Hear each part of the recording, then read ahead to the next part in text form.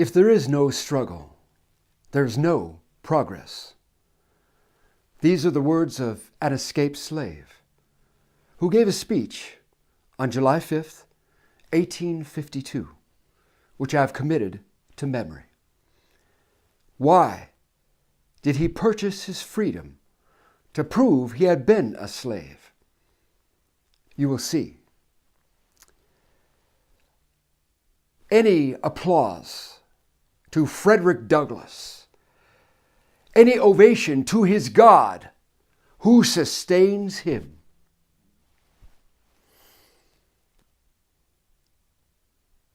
Mr. President, friends, fellow citizens, he who could address this audience without a quailing sensation has stronger nerves than I have. I do not remember ever to have appeared as a speaker before any assembly more shrinkingly, nor with greater distrust of my ability than I do this day. A feeling has crept over me quite unfavorable to the exercise of my limited powers of speech. The task before me is one which requires much previous thought and study for its proper performance. I know that apologies of this sort are generally considered flat and unmeaning. I trust, however, that mine will not be so considered. Should I seem at ease, my appearance would much misrepresent me. The little experience I have had in addressing public meetings in country school houses avails me nothing on the present occasion. The papers and placards say that I am to deliver a 4th of July oration. This certainly sounds large and out of the common way for me. It is true that I have often had the privilege to speak in this beautiful hall and to address many who now honor me with their presence. But neither their familiar faces nor the perfect gauge I think I have of Corinthian Hall seems to free me from embarrassment. The fact is, ladies and gentlemen, the distance between this platform and the slave plantation from which I escaped is considerable, and the difficulties to be overcome in getting from the latter to the former are by no means slight. That I am here today is to me a matter of astonishment as well as of gratitude. You will not, therefore, be surprised if in what I have to say I evince no elaborate preparation, nor grace my speech with any high-sounding exordium. With little experience and with less learning, I have been able to throw my thoughts hastily and imperfectly together, and trusting to your patient and generous indulgence, I will proceed to lay them before you. This, for the purpose of this celebration, is the 4th of July. It is the birthday of your national independence and of your political freedom. This to you is what the Passover was to the emancipated people of God. It carries your minds back to the day and to the act of your great deliverance, and to the signs and to the wonders associated with that act and that day. This celebration also marks the beginning of another year of your national life and reminds you that the Republic of America is now 76 years old. I am glad, fellow citizens, that your nation is so young. 76 years, though a good old age for a man, is but a mere speck in the life of a nation. 80 years and 10 is the allotted time for individual men, but nations number their years by thousands. According to this fact, you are even now only in the beginning of your national career, still lingering in the period of childhood. I repeat, I am glad that this is so. There is hope in the thought, and hope is much needed under the dark clouds which lower above the horizon. the eye of the reformer is met with angry flashes, portending disastrous times. But his heart may well beat lighter at the thought that America is young, and that she is still in the impressible stage of her existence. May he not hope that high lessons of wisdom, of justice, and of truth will yet give direction to her destiny? Were the nation older, the patriot's heart might be sadder, and the reformer's brow heavier. Its future might be shrouded in gloom, and the hope of its prophets go out in sorrow. There is consolation in the thought that America is young. Great streams are not easily turned from channels worn deep in the course of ages. They may sometimes rise in quiet and stately majesty and inundate the land, refreshing and fertilizing the earth with their mysterious properties. They may also rise in wrath and fury and bear away on their angry waves the accumulated wealth of years of toil and hardship.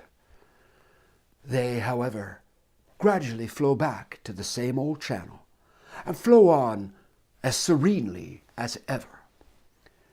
But while the river may not be turned aside, it may dry up and leave nothing behind but the withered branch and the unsightly rock to howl in the abyss-sweeping wind the sad tale of departed glory. As with rivers, so with nations. Fellow citizens, I shall not presume to dwell at length on the associations that cluster about this day. The simple story of it is that 76 years ago, the people of this country were British subjects. The style and title of your sovereign people, in which you now glory, was not then born. You were under the British crown. Your fathers esteemed the English government as the home government, and England as the fatherland. This home government, you know, although a considerable distance from your home, did, in the exercise of its parental prerogatives, impose upon its colonial children such restraints, burdens, and limitations as, in its mature judgment, it deemed wise, right, and proper. But your fathers, who had not adopted the fashionable idea of this day of the infallibility of government and the absolute character of its acts, presumed to differ from the home government in respect to the wisdom and the justice of some of those burdens and restraints. They went so far in their excitement as to pronounce the measures of government unjust, unreasonable, and oppressive, and altogether such as ought not to be quietly submitted to. I scarcely need say, fellow citizens, that my opinion of those measures fully accords with those of your fathers. Such a declaration of agreement on my part would not be worth much to anybody. It would certainly prove nothing as to what part I might have taken had I lived during the great controversy of 1776. To say now that America was right and England wrong is exceedingly easy. Everybody can say it. The dastard, not less than the noble brave, can flippantly descant on the tyranny of England towards the American colonies. It is fashionable to do so. But there was a time when, to pronounce against England and in favor of the cause of the colonies, tried men's souls. They who did so were accounted in their day plotters of mischief, agitators and rebels, dangerous men. To side with the right against the wrong, with the weak against the strong, with the oppressed against the oppressor. Here lies the merit, and the one which, of all others, seems unfashionable in our day. The cause of liberty may be stabbed by the men who glory in the deeds of your fathers. But to proceed. Feeling themselves harshly and unjustly treated by the home government, your fathers, like men of honesty and men of spirit, earnestly sought redress. They petitioned and remonstrated. They did so in a decorous, respectful, and loyal manner. Their conduct was wholly unexceptionable. This, however, did not answer the purpose. They saw themselves treated with sovereign indifference, coldness, and scorn. Yet they persevered. They were not the men to look back. As the sheet anchor takes a firmer hold when the ship is tossed by the storm, so did the cause of your fathers grow stronger as it breasted the chilling blasts of kingly displeasure. The greatest and best of the British statesmen admitted its justice, and the loftiest eloquence of the British Senate came to its support. But with that blindness which seems to be the unvarying characteristic of tyrants, since Pharaoh and his hosts were drowned in the Red Sea, the British government persisted in the exactions complained of. The madness of this course, we believe, is admitted now even by England. But we fear the lesson is wholly lost on our present ruler. Oppression makes a wise man mad. Your fathers were wise men, and if they did not go mad, they became restive under this treatment. They felt themselves the victims of grievous wrongs, wholly incurable in their colonial capacity. With brave men, there is always a remedy for oppression. Just here, the idea of a total separation of the colonies from the British Crown was born. It was a startling idea, much more so than we, at this distance of time, regard it. The timid and the prudent, as has been intimated, of that day were of course shocked and alarmed by it. Such people lived then, had lived before, and will probably ever have a place on this planet. And their course, in respect to any great change, may be calculated with as much precision as can be the course of the stars. They hate all changes, but silver, gold, and copper change, of that sort of change, they are always strongly in favor.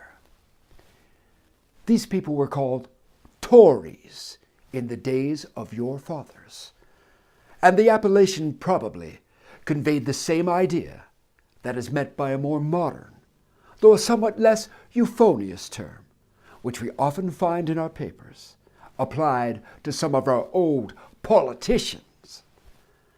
Their opposition to the then dangerous thought was earnest and powerful. Yet, amid all their terror and affrighted vociferations against it, the alarming and revolutionary idea moved on, and the country with it. On the 2nd of July, 1776, the old Continental Congress, to the dismay of the lovers of ease and the worshippers of property, clothe that dreadful idea with all the authority of national sanction. They did so in the form of a resolution. And as we seldom hit upon resolutions drawn up in our day, whose transparency is at all equal to this, it may refresh your minds and help my story if I read it.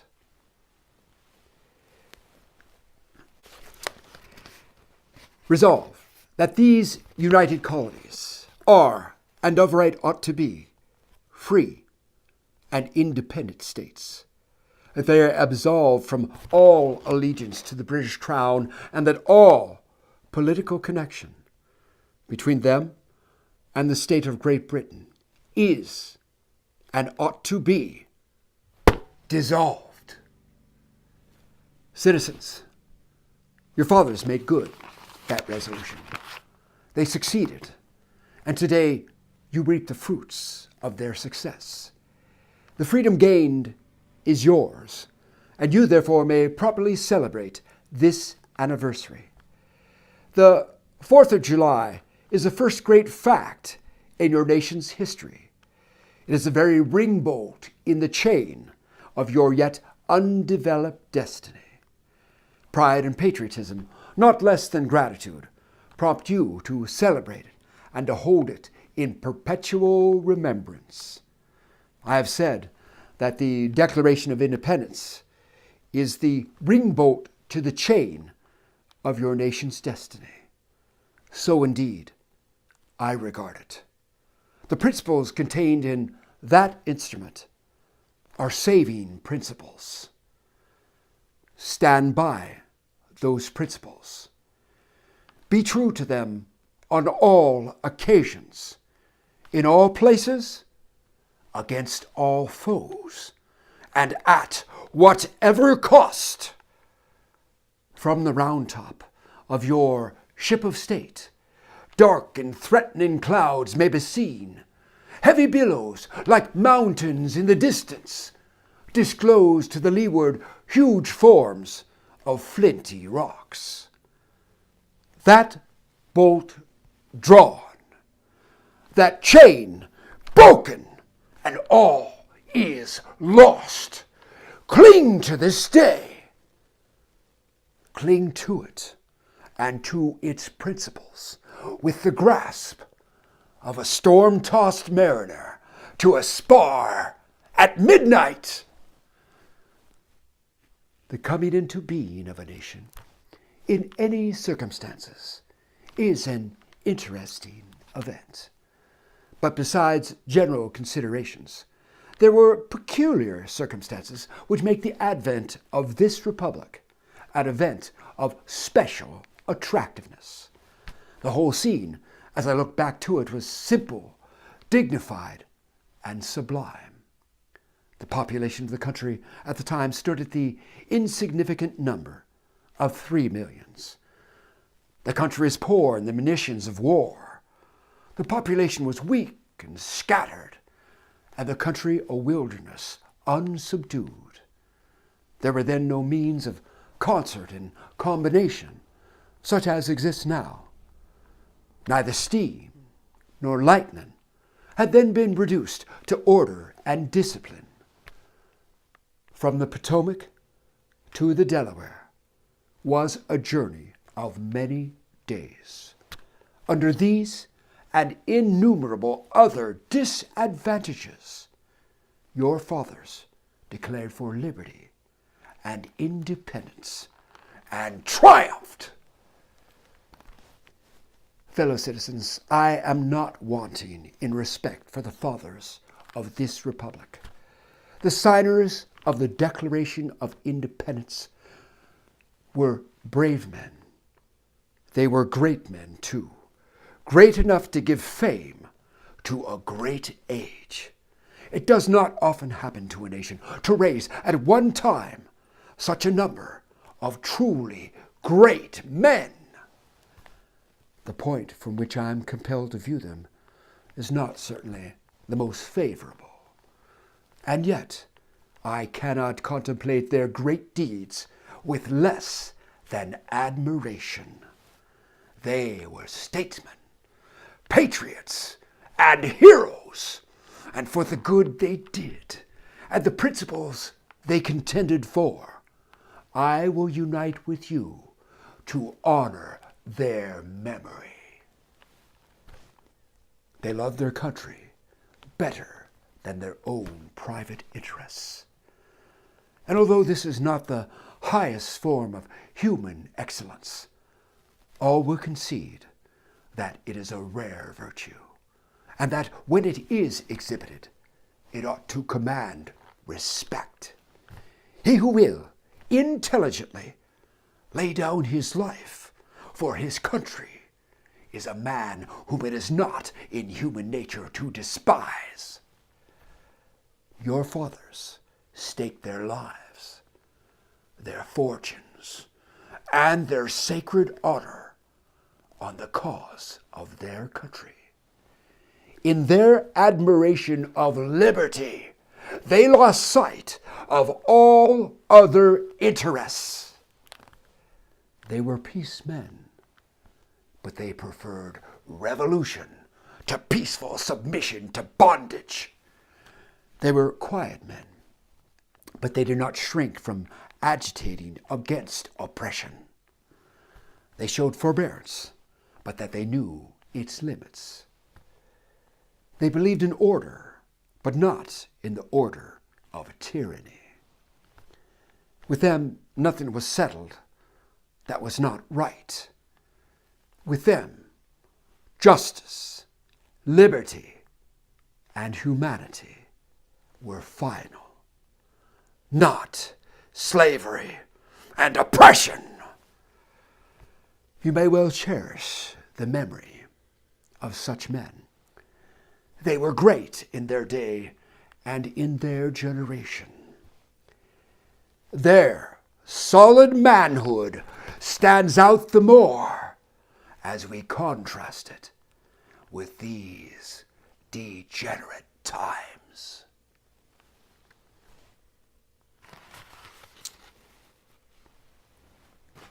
How circumspect, exact, and proportionate were all their movements. How unlike the politicians of an hour.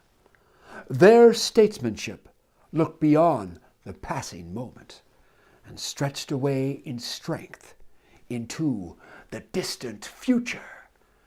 They seized upon eternal principles and set a glorious example in their defense.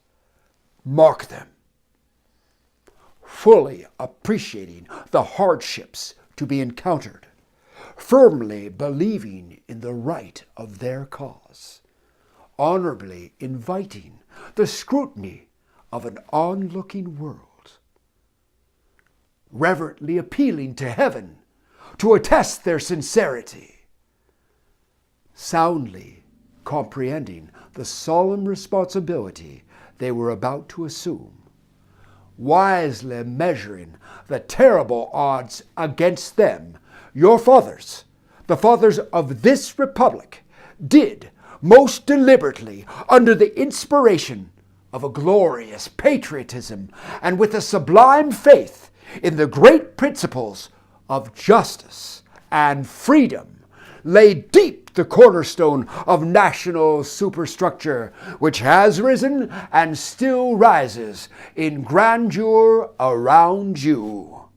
Of this fundamental work, this day is the anniversary. Our eyes are met with demonstrations of joyous enthusiasms. Banners and pennants wave exultingly on the breeze. The din of business, too, is hushed. Even Mammon seems to have quitted his grasp on this day. The ear-piercing fife and the stirring drum unite their accents with the ascending peal of 1,000 church bells.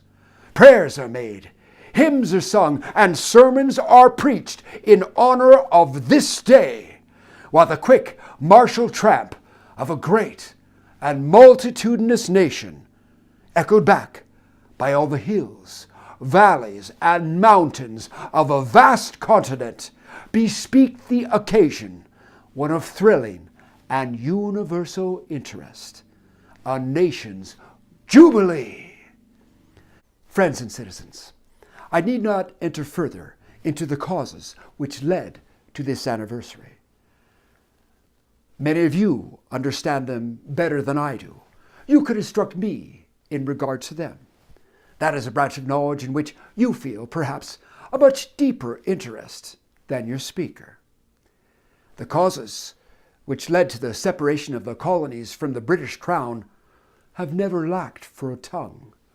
They have all been taught in your common schools, narrated at your firesides, unfolded from your pulpits, and thundered from your legislative halls, and are as familiar to you as our household words. They form the staple of your national poetry and eloquence. I remember also that, as a people, Americans are remarkably familiar with all facts which make in their own favor. This is esteemed by some as a national trait, perhaps a national weakness. It is a fact that whatever makes for the wealth or for the reputation of Americans and can be had cheap will be found by Americans. I will not be charged with slandering Americans if I say that the American side of any question may be safely left in American hands. I leave, therefore, the great deeds of your fathers to other gentlemen whose claim to have been regularly descended will be less likely to be disputed than mine. My business, if I have any here today, is with the present. The accepted time with God and His cause is the ever-living now. Trust no future, however pleasant. Let the dead past bury its dead. Act in the living present, heart within, and God overhead. We have to do with the past only as we can make it useful to the present and to the future, to awe-inspiring motives, to noble deeds which can be gained from the past. We are welcome. But now is the time, the important time. Your fathers have lived, died, and have done their work, and have done much of it well. You live and must die, and you must do your work. You have no right to enjoy a child's share in the labor of your fathers, unless your children are to be blessed by your labors.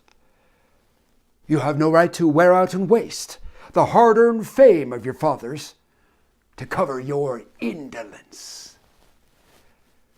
Sidney Smith tells us that men seldom eulogize the wisdom and virtues of their fathers, but to excuse some folly or wickedness of their own. This truth is not a doubtful one. There are illustrations of it near and remote, ancient and modern. It was fashionable hundreds of years ago for the children of Jacob to boast, "We have Abraham to our father," when they had long lost Abraham's faith and spirit. That people contented themselves under the shadow of Abraham's great name, while they repudiated the deeds which made his name great.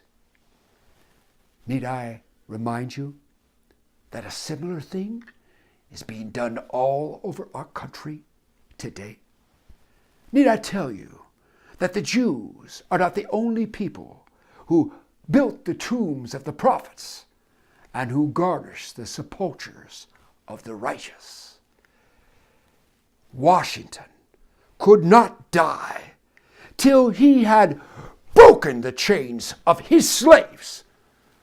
And yet, his monument is built up by the price of human blood. And the traitors in the bodies and souls of men shout, "We have Washington to our father." Alas, that it should be so. Yet so it is. The evil that men do lives after them. The good is oft interred with their bones. Fellow citizens, pardon me. Allow me to ask, why am I called upon to speak here today? What have I, or those I represent, to do with your national independence? Are the great principles of political freedom and of natural justice embodied in that Declaration of Independence extended to us? And am I, therefore, called upon to bring our humble offering to the national altar and to confess the benefits and express devout gratitude for the blessings resulting from your independence to us? Would to God, both for your sakes and ours, that an affirmative answer could be truthfully returned to these questions. Then would my task be light and my burden easy and delightful. For who is there so cold that a nation's sympathy could not warm him? Who so obdurate and dead to the claims of gratitude that would not thankfully acknowledge such priceless benefits? Who so stolid and selfish that would not give his voice to swell the hallelujahs of a nation's jubilee when the chains of servitude have been torn from his limbs? I am not that man. In a case like that, the dumb might eloquently speak and the lame man leap as an hart. But such is not the state of the case. I say it with a sad sense of the disparity between us. Your high independence only reveals the immeasurable distance between us. The blessings in which you this day rejoice are not enjoyed in common. The rich inheritance of justice, liberty, prosperity, and independence bequeathed by your fathers is shared by you, not by me. The sunlight that brought life and healing to you has brought stripes and death to me. This 4th of July, it's yours, not mine. You may rejoice. I must mourn. To drag a man in fetters into the grand illuminated temple of liberty and to call upon him to join you in joyous anthems were inhuman mockery and sacrilegious irony. Do you mean, citizens, to mock me by asking me to speak here today? If so, there is a parallel to your conduct. And let me warn you that it is dangerous to copy the example of a nation whose crimes, towering up to heaven, were thrown down by the breath of the Almighty, burying that nation in irrecoverable ruin. I can today take up the plaintive lament of a peeled and woe-smitten people by the rivers of Babylon. There we sat down. Yea, we wept when we remembered Zion. We hanged our harps upon the willows in the midst thereof. For there they that carried us away captive required of us a song, and they who wasted us required of us mirth, saying, Sing us one of the songs of Zion. How can we sing the Lord's song in a strange land? If I do forget thee, O Jerusalem, let my right hand forget her cunning. If I do not remember thee, let my tongue cleave to the roof of my mouth. Fellow citizens, above your national, tumultuous joy, I hear the mournful wail of millions whose chains, heavy and grievous yesterday, are today rendered more intolerable by the jubilee shouts that reach them.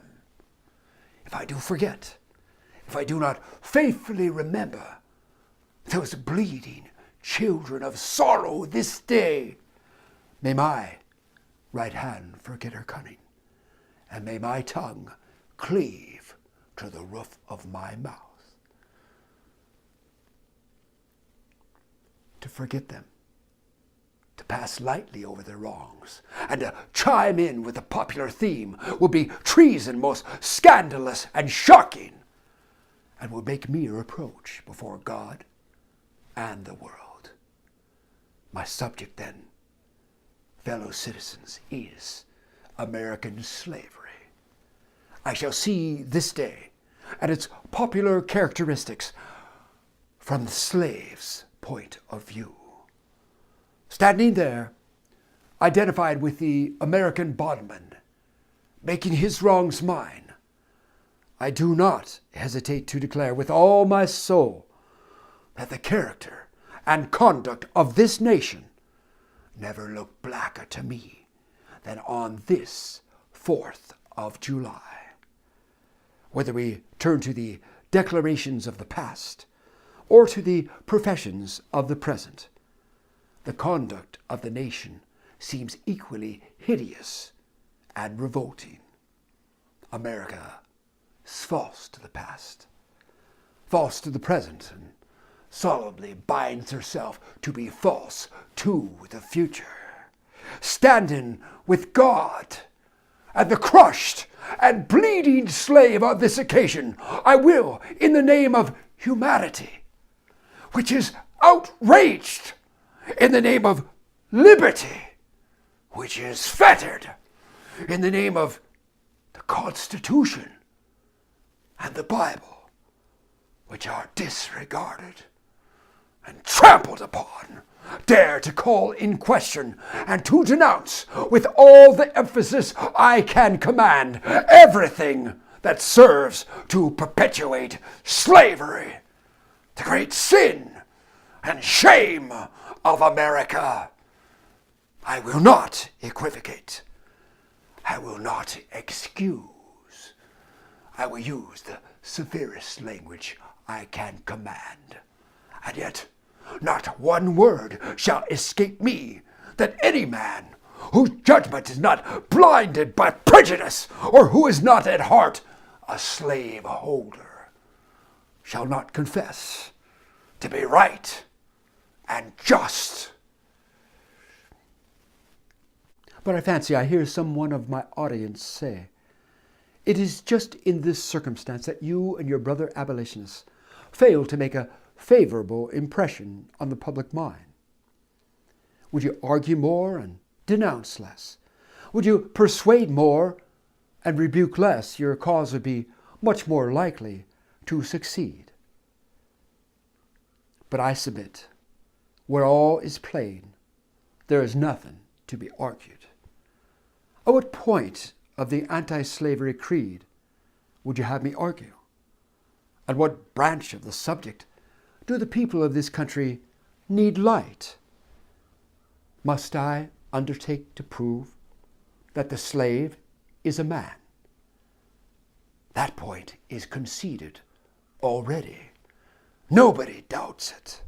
The slaveholders themselves acknowledge it in the enactment of laws for their government. They acknowledge it when they punish disobedience on the part of the slave.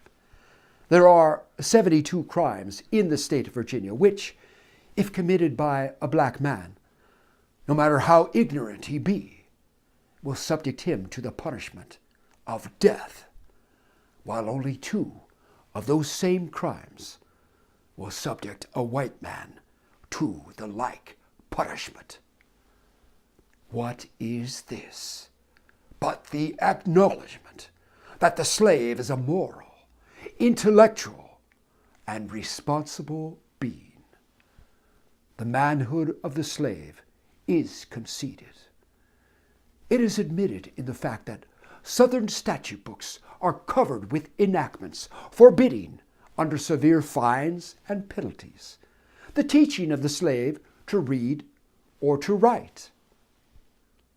When you can point to any such laws in reference to the beasts of the field, then I may consent to argue the manhood of the slave. When the dogs in your streets, with the fowls of the air, with the cattle on the hills, with the fish in the sea, when the reptiles that crawl shall be unable to distinguish the slave from a brute, then will I argue that the slave is a man. For the present, it is enough to affirm the equal manhood of the Negro race. Is it not astonishing that while we are plowing, planting, and reaping, using all kinds of mechanical tools, erecting houses, constructing bridges, building ships, working with metals of brass, iron, copper, silver, and gold, that while we are reading, writing, and ciphering, acting as clerks, merchants, secretaries, having among us lawyers, doctors, ministers, poets, authors, editors, orators, and teachers, that while we are engaged in all manner of enterprises common to other men, digging gold in California, capturing the whale in the Pacific, feeding sheep and cattle on the hillsides, living, moving, acting, thinking, planning, living in families as husbands, wives, and children, and above all, confessing and worshiping the Christian's God, and looking hopefully for life and immortality beyond the grave, we are called upon to prove that we are men? What? Would you have me argue that man is entitled to liberty, that he is a rightful owner of his own body? You have already declared it. Must I argue the wrongfulness of slavery? Is that a question for Republicans? Is it to be settled by the rules of logic and argumentation, as a matter beset with great difficulties, involving a doubtful application of the principle of justice, hard to be understood? How should I look today in the presence of Americans, dividing and subdividing a discourse to show that men have a natural right to freedom, speaking of it relatively and positively, negatively and affirmatively? To do so would be to make myself ridiculous and to offer an insult to your understanding. There is not a man beneath the canopy of heaven that does not know that slavery is wrong for him. What? Am I to argue that it is wrong to make men brutes, to rob them of their liberty, to work them without wages, to keep them ignorant of their relations to their fellow men, to beat them with sticks, to flay their flesh with the lash, to load their limbs with irons, to hunt them with dogs, to sell them at auction, to sunder their families, to knock out their teeth, to burn their flesh, to starve them into obedience and submission to their masters. Must I argue that a system thus marked with blood and stained with pollution is wrong? No, I will not. I have better employments for my time and strength than such arguments would imply. What then remains to be argued? Is it that slavery is not divine? That God did not establish it? That our doctors of divinity are mistaken?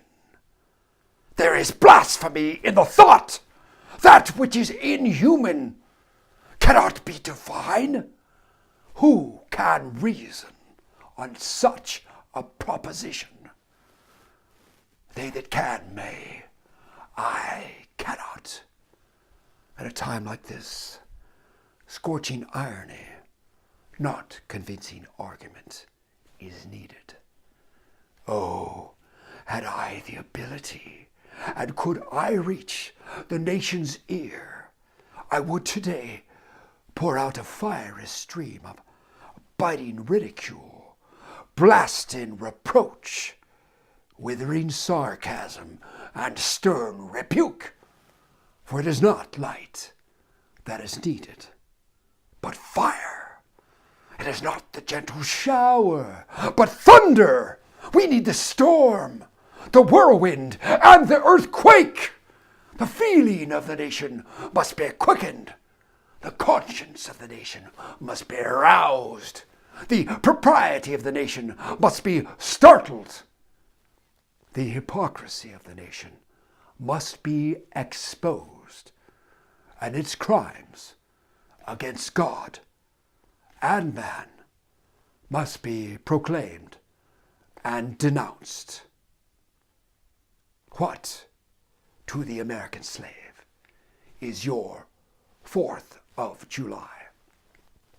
I answer, a day that reveals to him, more than all other days of the year, the gross injustice and cruelty to which he is the constant victim.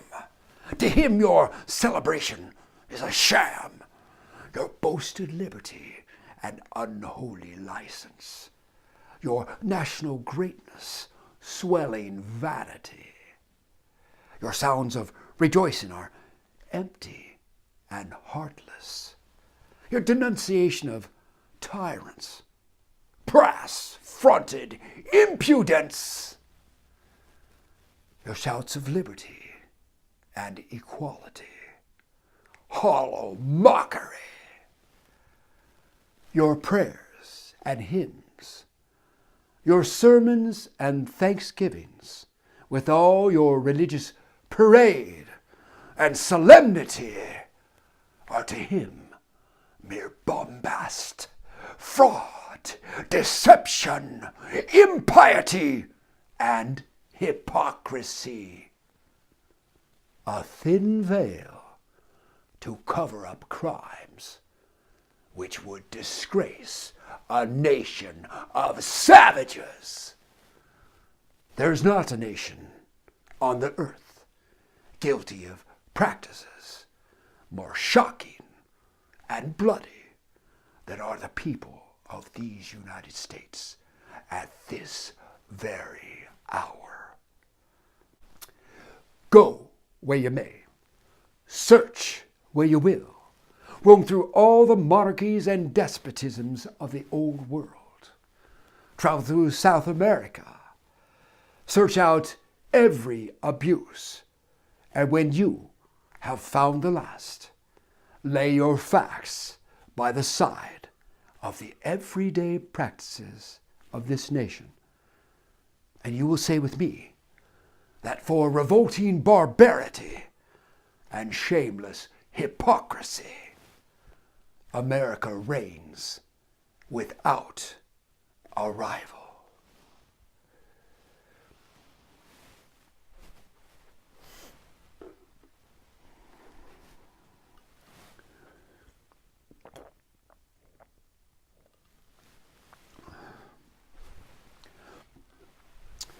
Take the American slave trade, which we are told by the papers is especially prosperous just now.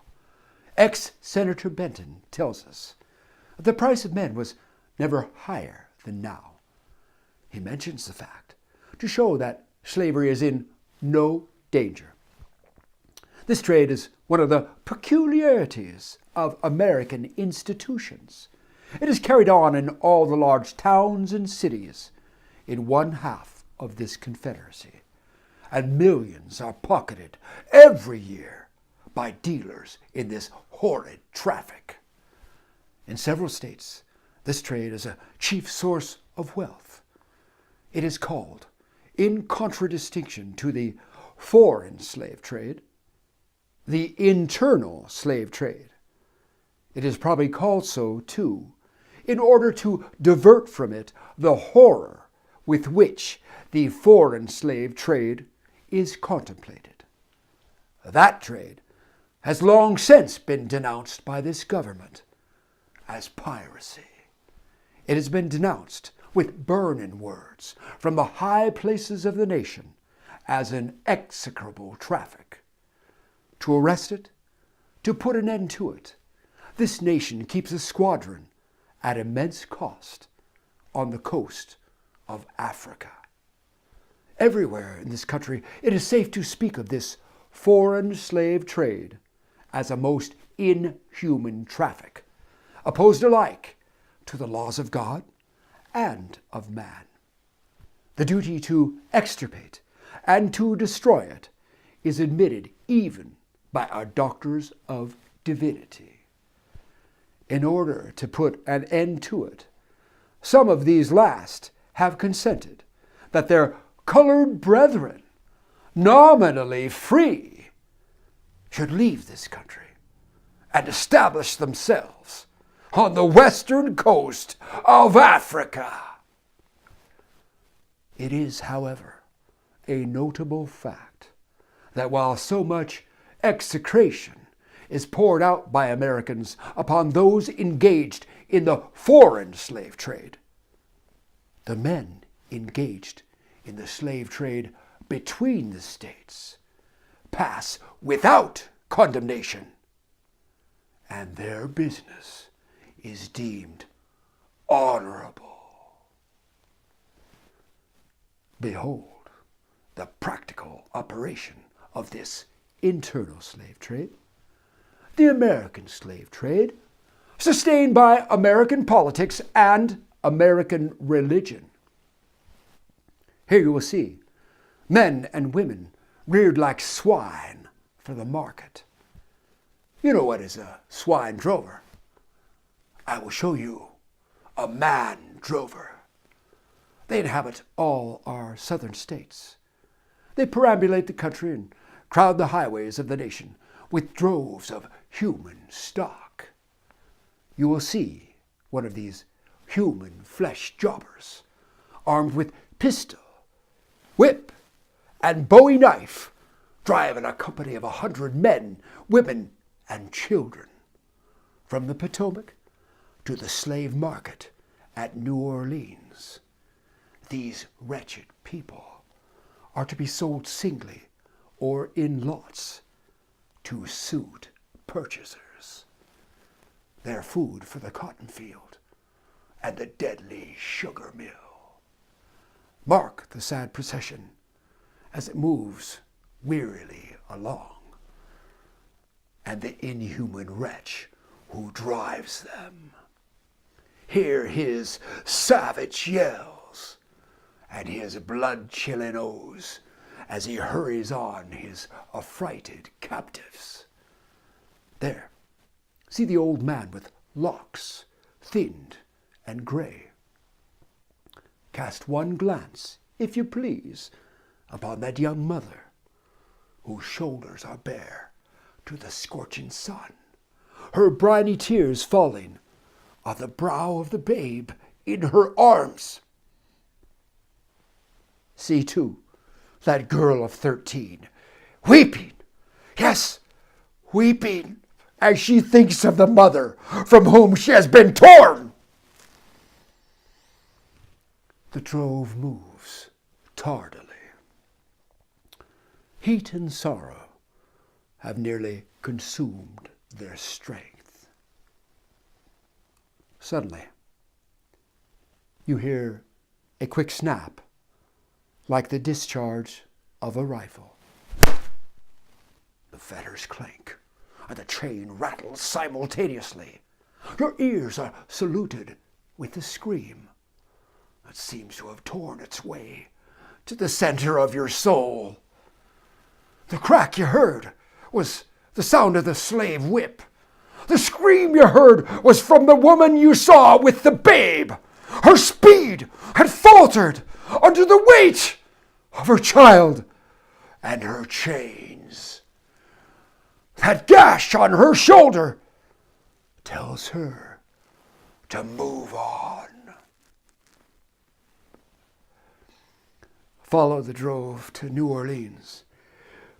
Attend the auction. See men examined like horses.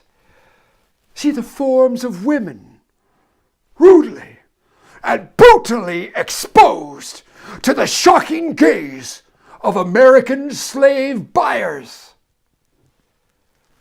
See that drove sold and separated forever, and never forget the deep, sad sobs that arose from that scattered multitude. Tell me, citizens, where, under the sun, you can witness a spectacle more fiendish and shocking. Yet this is but a glance at the American slave trade as it exists at this moment in the ruling part of the United States. I was born amid such sights and scenes. To me, the American slave trade is a terrible reality. When a child, my soul was often pierced with a sense of its horrors. I lived on Philpott Street, Fells Point, Baltimore, and have watched from the wharves the slave ships in the basin, anchored from the shore with their cargoes of human flesh, waiting for favorable winds to waft them down the Chesapeake. There was at that time a grand slave mart, kept at the head of Pratt Street by Austin Woolfolk. His agents were sent into every town and county of Maryland, announcing their arrival through the papers and on flaming handbills headed "Cash for Negroes." These men were generally well-dressed men and very captivating in their manners, ever ready to drink, to treat, and to gamble.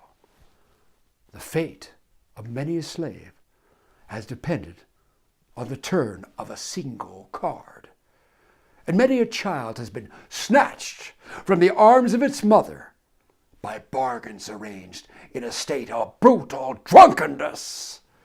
The fleshmongers gather up their victims by the dozens and drive them chained to the General Depot at Baltimore. When a sufficient number have been collected here, a ship is chartered for the purpose of conveying the forlorn crew to Mobile or to New Orleans. From the slave prison to the ship, they are usually driven in the darkness of night. For since the anti-slavery agitation, a certain caution is observed.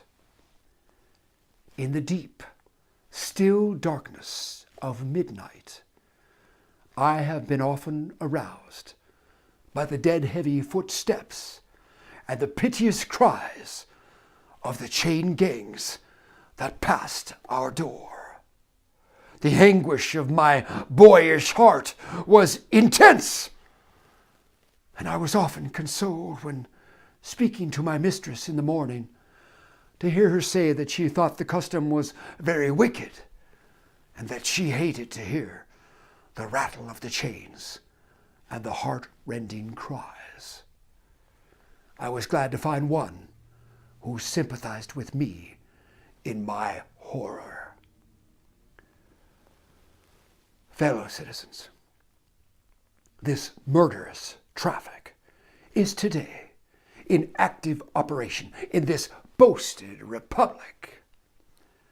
In the solitude of my spirit, I see clouds of dust raised on the highways of the South. I see the bleeding footsteps. I hear the doleful wail of fettered humanity on the way to the slave markets, where the victims are to be sold like horses, sheep, and swine, there knocked off to the highest bidder. There I see the tenderest ties ruthlessly broken to gratify the lust, caprice, and rapacity of the buyers and sellers of men.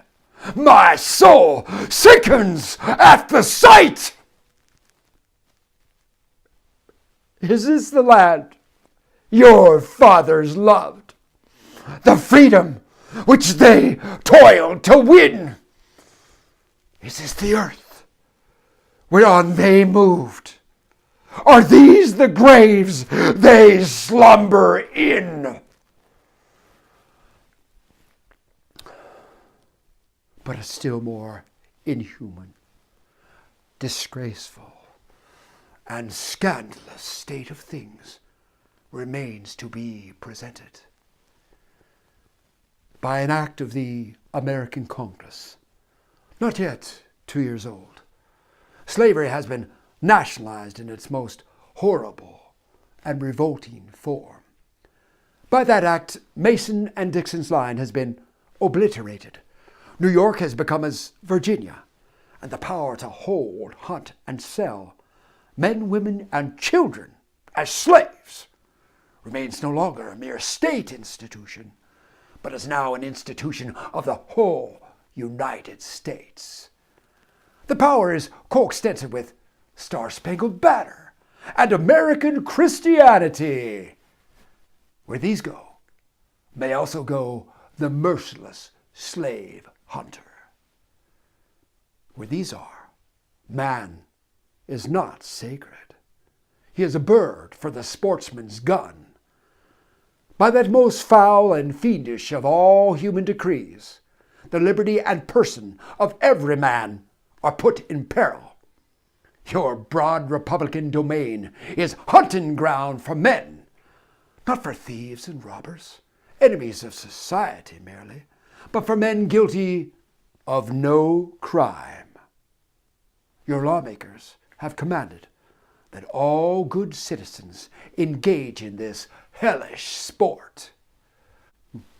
Your president, your secretary of state, your lords, nobles, and ecclesiastics enforce as a duty you owe to your free and glorious country that you do this accursed thing. Not fewer than 40 Americans have, within the past 2 years, been hunted down and, without a moment's warning, hurried away in chains and consigned to slavery and excruciating torture. Some of these have had wives and children dependent on them for bread. But of this no account was made. The right of the hunter to his prey stands superior to the rights of marriage and to all rights in this republic, the rights of God included. For black men, there are neither law, justice, humanity, nor religion. The fugitive slave law makes mercy to them a crime and bribes the judge who tries them. An American judge gets $10 for every victim he consigns to slavery and $5 when he fails to do so. The oath of any two villains is sufficient under this hell-black enactment to send the most pious and exemplary black man into the remorseless jaws of slavery. His own testimony is nothing. He can bring no witnesses for himself. The minister of American justice is bound by the law to hear but one side, and that side is the side of the oppressor. Let this damning fact be perpetually told. Let it be thundered around the world that in tyrant-killing, king-hating, people-loving, democratic, Christian America, the seats of justice are filled with judges who hold their offices under an open and palpable bribe, and who are bound in deciding in the case of a man's liberty to hear only his accusers. In glaring violation of justice, in shameless disregard of the forms of administering law, in cunning arrangement to entrap the defenseless, and in diabolical intent, this fugitive slave law stands alone in the annals of tyrannical legislation. I doubt if there be another nation on the globe having the brass and the baseness to put such a law on the statute book. If any man in this assembly thinks differently from me in this matter and feels able to disprove my statements, I will gladly confront him at any suitable time and place he may select. I take this law to be one of the grossest infringements of Christian liberty, and if the churches and ministers of this country were not stupidly blind or most wickedly indifferent, they too would so regard it. At the very moment that they are thanking God for the enjoyment of civil and religious liberty and for the right to worship God according to the dictates of their own consciences, they are utterly silent in respect to a law which robs religion of its chief significance and which makes it utterly worthless to a world lying in wickedness. Did this law concern the mints, anise, and cumin, abridge the right to sing psalms, to partake of the sacrament, or to engage in any of the ceremonies of religion, it would be smitten by the thunder of 1,000 pulpits. A general shout would go up from the church demanding repeal, repeal, instant repeal, and it would go hard with that politician who presumed to solicit the votes of the people without inscribing this motto on his banner. Further, if this demand were not complied with, another Scotland would be added to the history of religious liberty, and the stern old Covenanters would be thrown into the shade. A John Knox would be seen at every church door and heard from every pulpit. And Fillmore would have no more quarter than was shown by Knox to the beautiful but treacherous Queen Mary of Scotland. The fact that the church of our country, with fractional exceptions, does not esteem the fugitive slave law as a declaration of war against religious liberty implies that that church regards religion simply as a form of worship, an empty ceremony, and not a vital principle requiring active benevolence, justice, love, and goodwill towards man. It esteems sacrifice above mercy, psalm singing above right doing, solemn meetings above practical righteousness, a worship that can be conducted by persons refusing to give shelter to the houseless, to give bread to the hungry, clothing to the naked, and who enjoin obedience to a law forbidding such acts of mercy, is a curse, not a blessing to mankind. The Bible addresses all such persons as scribes, Pharisees, hypocrites, who pay tithe of mint, anise, and cumin, and have omitted the weightier matters of the law, judgment, mercy, and faith. But the church of this country is not only indifferent to the wrongs of the slave, it actually takes sides with the oppressors. It has made itself the bulwark of American slavery and the shield of American slave hunters. Many of its most eloquent divines, who stand as the very lights of the church, have shamelessly given the sanction of religion and the Bible to the whole slave system.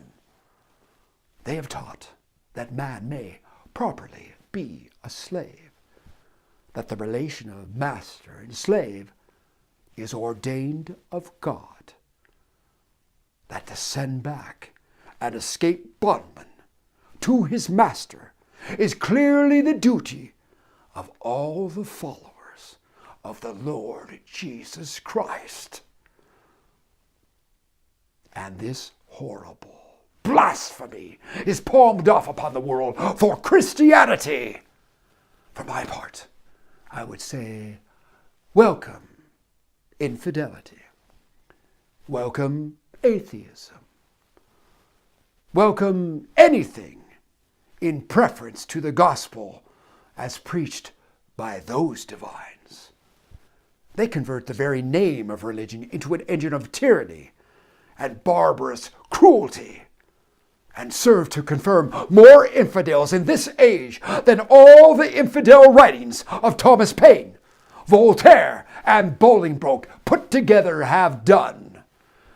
These ministers make religion a cold and flinty-hearted thing, having neither principles of right action nor bowels of compassion.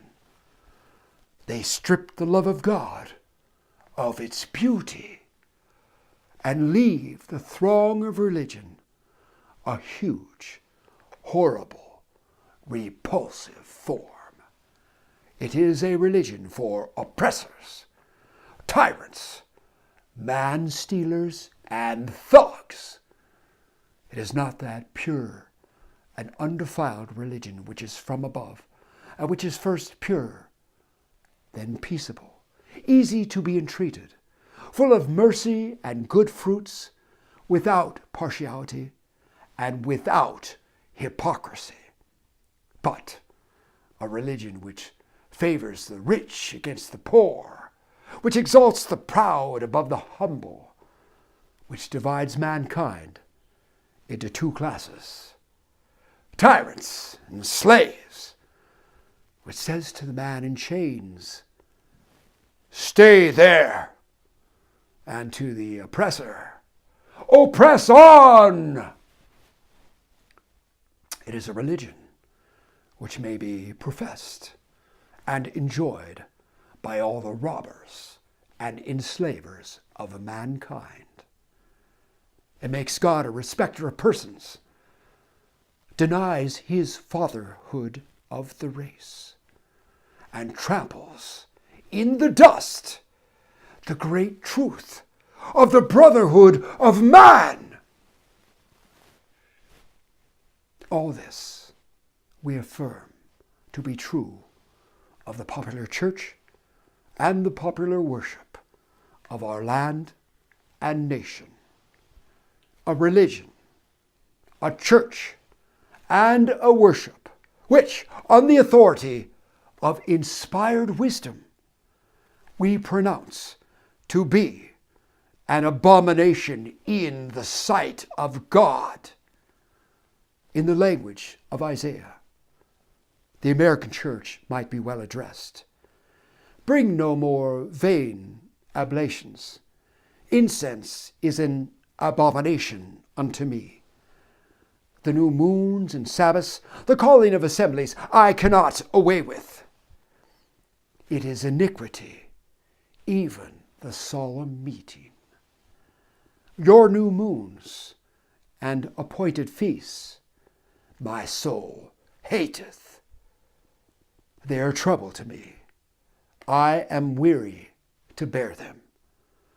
And when ye stretch forth your hands, I will hide mine eyes from you. Yea, when ye make many prayers, I will not hear.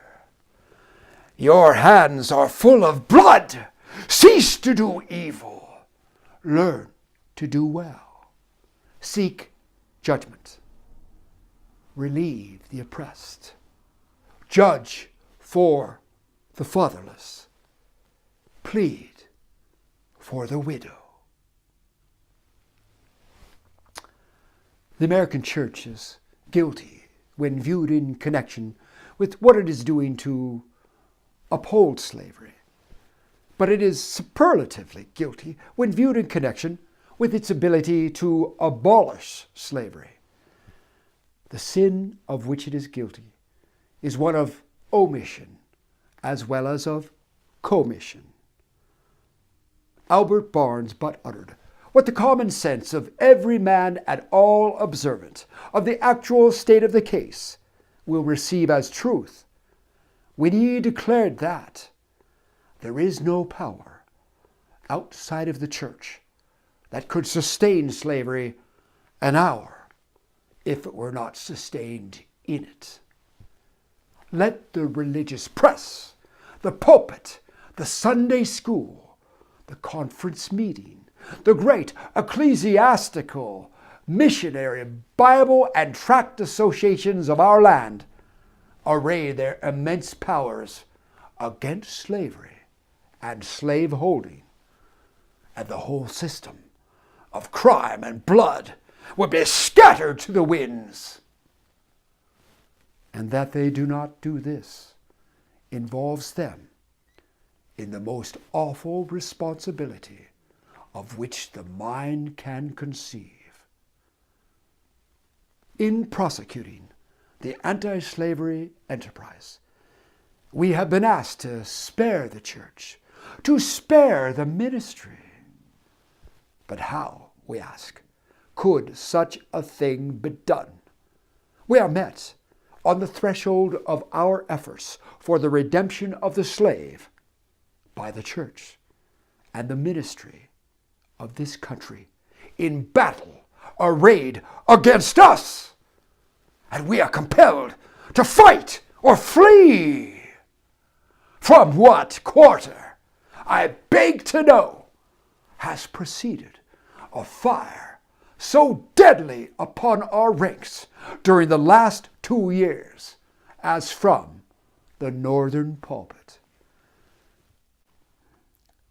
As the champions of oppressors, the chosen men of American theology have appeared, men honored for their so-called piety and their real learning.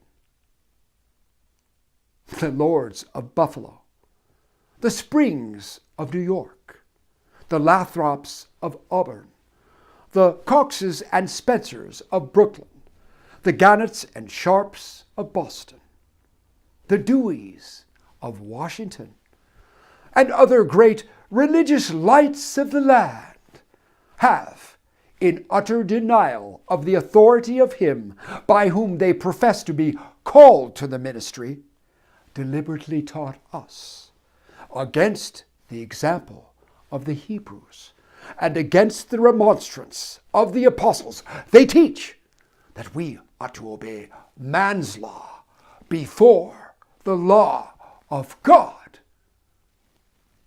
My spirit wearies of such blasphemy, and how such men can be supported as a standing types and representatives of Jesus Christ is a mystery which I leave others to penetrate. In speaking of the American church, however, let it be distinctly understood that I mean the great mass of religious organizations of our land. There are exceptions, and I thank God that there are. Noble men may be found scattered all over these northern states, of whom Henry Ward Beecher of Brooklyn, Samuel J. May of Syracuse, and my esteemed friend on the platform are shining examples. And let me say further, that upon these men lies the duty to inspire our ranks with high religious faith and zeal, and to cheer us on in the great mission of the slave's redemption from his chains. One is struck with the difference between the attitude of the American church towards the anti-slavery movement and that occupied by the churches in England towards a similar movement in that country. There, the church, true to its mission of ameliorating, elevating, and improving the condition of mankind, came forward promptly, bound up the wounds of the West Indian slave, and restored him to his liberty. There, the question of emancipation was a high religious question. It was demanded in the name of humanity and according to the law of the living God. The Sharps, the Clarksons, the Wilberforces, the Buxtons, the Burchells, and the Knibbs were alike famous for their piety and for their philanthropy. There, the anti-slavery movement was not an anti-church movement, for the reason that the church took its full share in prosecuting that movement. And the anti-slavery movement in this country will cease to be an anti-church movement when the church in this country shall assume a favorable instead of a hostile position towards that movement. Americans, your Republican politics, not less than your Republican religion, are flagrantly inconsistent.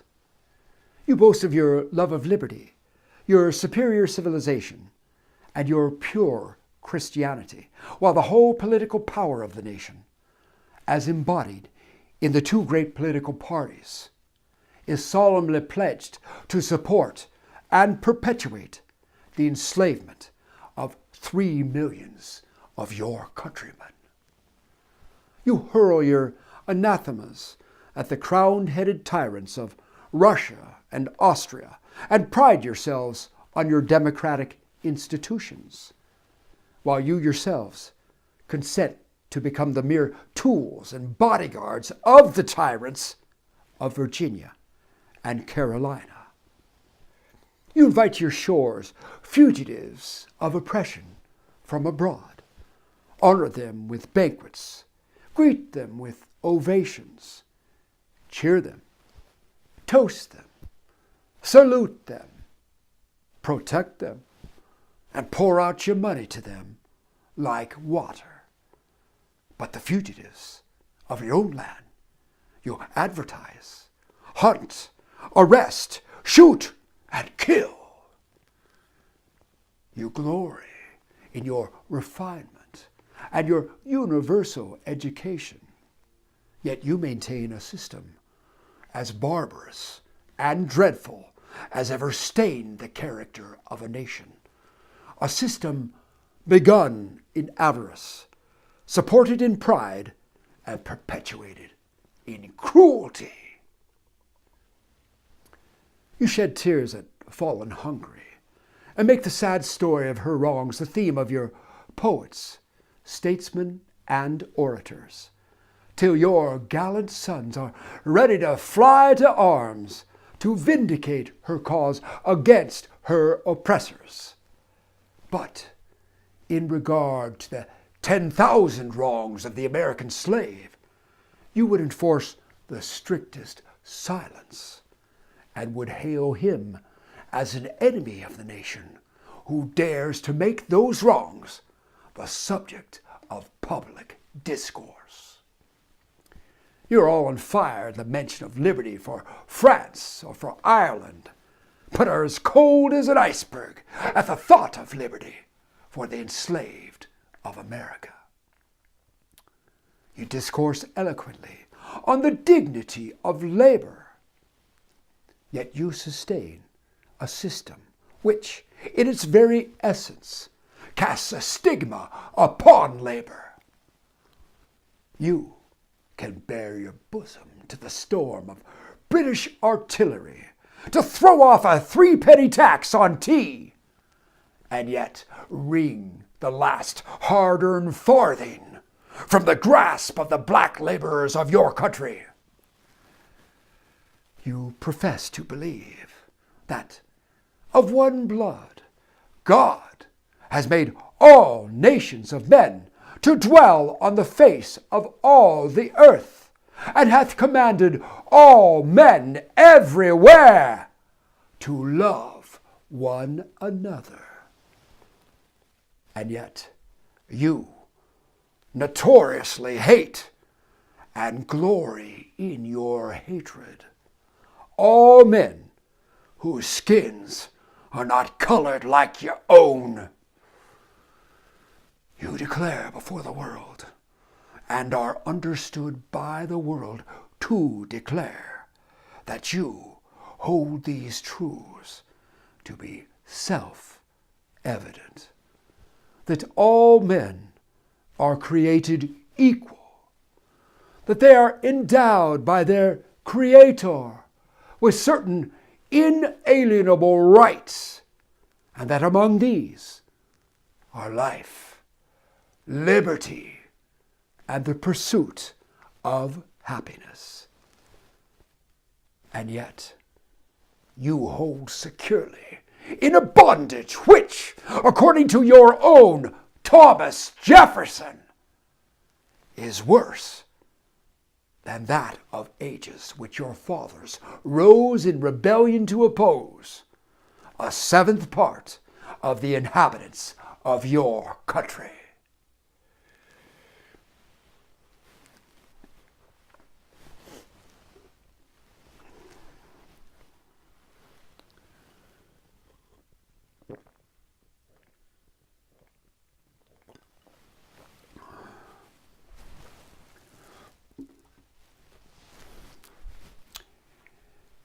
Fellow citizens, I will not enlarge further on your national inconsistencies.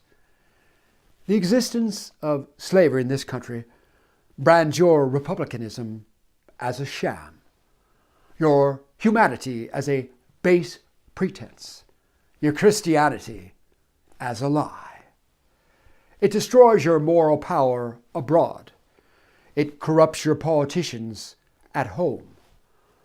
It saps the foundation of religion. It makes your name a hisson and a byword to a mocking earth. It is the antagonistic force in your government, the only thing that seriously disturbs and endangers your union. It fetters your progress. It is the enemy of improvement, the deadly foe of education. It fosters pride. It breeds insolence. It promotes vice. It shelters crime. It is a curse to the earth that supports it. And yet, You cling to it as if it were the sheet anchor of all your hopes. Oh, be warned. Be warned. A horrible reptile is coiled up in your nation's bosom.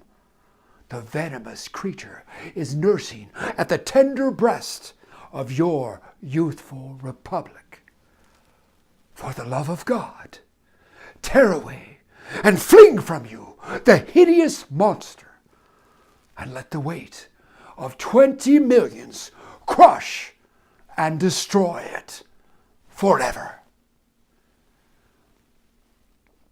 But it is answered in reply to all this, that precisely what I have now denounced is in fact guaranteed and sanctioned by the Constitution of the United States, that the right to hold and to hunt slaves is a part of that Constitution framed by the illustrious fathers of this republic. Then I dare to affirm, notwithstanding all I have said before, your fathers stooped, basely stooped, to palter with us in a double sense, and keep the word of promise to the ear, but break it to the heart. And instead of the honest men I before declared them to be, they were the veriest impostors that ever practiced on mankind. This is the inevitable conclusion, and from it there is no escape. But I differ from those who would charge this baseness on the framers of the Constitution of the United States. It is a slander upon their memory, at least so I believe. There's not time now to argue the constitutional question at length, nor have I the ability to discuss it as it ought to be discussed. The subject has been handled with masterly power by Lysander Spooner, Esquire, by William Goodell, by Samuel E. Sewell, Esquire, and last, though not least, by Gerrit Smith, Esquire. These gentlemen have, as I think, fully and clearly vindicated the Constitution from any design to support slavery for an hour. Fellow citizens, there is no matter in respect to which the people of the North have allowed themselves to be so ruinously imposed upon as that of the pro-slavery character of the Constitution. In that instrument, I hold, there is neither warrant, license, nor sanction of the hateful thing, but interpreted as it ought to be interpreted. The Constitution is a glorious liberty document. Read its preamble. Consider its purposes. Is slavery among them? Is it at the gateway, or is it in the temple? It is neither. While I do not intend to argue this question on the present occasion, let me ask, if it be not somewhat singular, that if the Constitution were intended to be, by its framers and adopters, a slave-holding instrument, why neither slavery, slave-holding, nor slave can anywhere be found in it? What would be thought of an instrument legally drawn up, for the purpose of entitling the city of Rochester to a tract of land in which no mention of land was made? Now, there are certain rules of interpretation for the proper understanding of all legal instruments. These rules are well established. They're plain, common sense rules, such as you and I and all of us can understand and apply without having passed years in the study of law. I scout the idea that the question of the constitutionality or unconstitutionality of slavery is not a question for the people. I hold that every American citizen has a right to form an opinion of the Constitution and to propagate that opinion and to use all honorable means to make his opinion the prevailing one. Without this right, the liberty of an American citizen would be as insecure as that of a Frenchman. Ex-Vice President Dallas tells us that the Constitution is an object to which no American mind can be too attentive, and no American heart too devoted. He further says, the Constitution, in its words, is plain and intelligible, and is meant for the homebred, unsophisticated understandings of our fellow citizens. Senator Berrien tells us that the Constitution is the fundamental law, that which controls all others, the charter of our liberties, which every citizen has a personal interest in understanding thoroughly.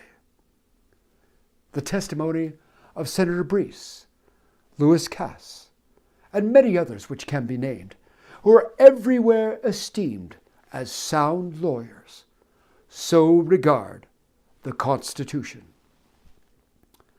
I take it, therefore, that it is not presumption in a private citizen to form an opinion of that instrument. Now, take the Constitution according to its plain words, and I defy the presentation of a single pro-slavery clause in it.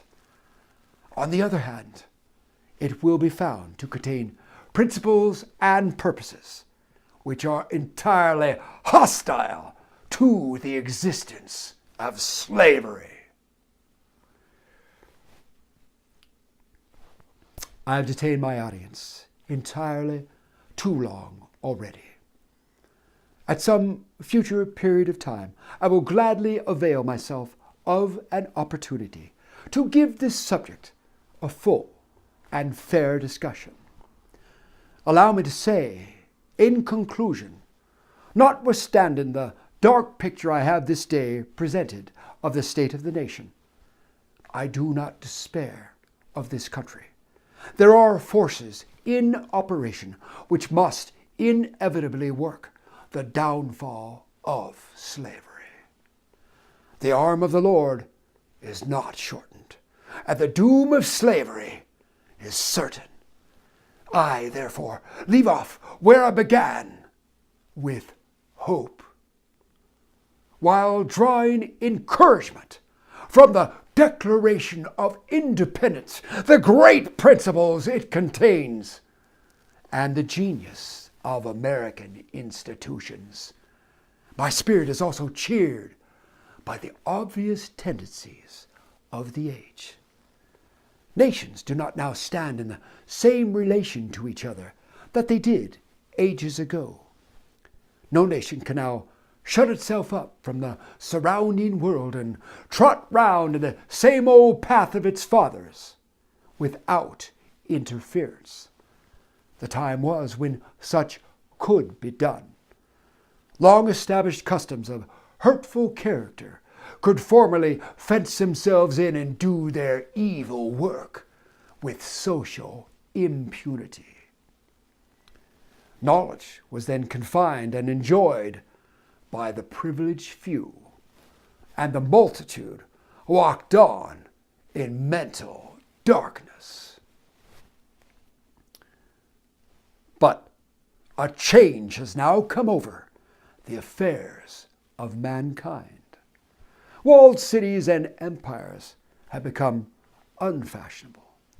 The arm of commerce has borne away the gates of the strong city. Intelligence is penetrating the darkest corners of the globe. It makes its pathway over and under the sea as well as on the earth. Wind, steam, and lightning are its chartered agents. Oceans no longer divide, but link nations together. From Boston to London is now a holiday excursion.